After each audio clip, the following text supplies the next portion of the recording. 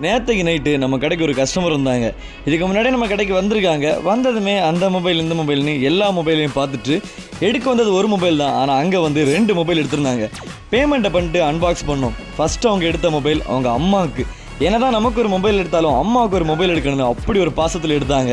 ரெண்டாவது எடுத்திருந்த மொபைல் தான் அவங்களுக்கு. அம்மாவுக்கு எடுத்திருந்தது ரெட்மி A3X, அவங்களுக்கு எடுத்திருந்தது போக்கோ சீரிஸ்.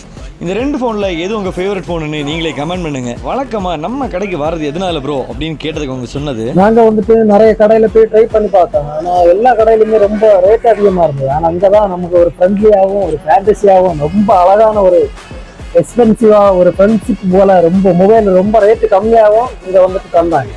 அது நமக்கு ரொம்ப ஒரு ஹாப்பியாகும். நான் ரொம்ப தூரத்துலேருந்து தான் வரேன். எனக்கு ஒரு ஆட்டோ பிடிச்சி வந்து அதுக்கு இப்போ ரொம்ப ஜாஸ்தியான காசு ஆகும். ஆனால் அதை விட உங்களுக்கு மேலே எனக்கு நம்பிக்கை தான், எனக்கு அவ்வளோ ஒரு நம்பிக்கை. கஸ்டமர்ஸ்ன்னு பார்க்காம ஃப்ரெண்ட்ஸ் ஃபேமிலியாக பார்க்கறனால தான் நம்ம கடையை எல்லாரும் விரும்புகிறாங்க.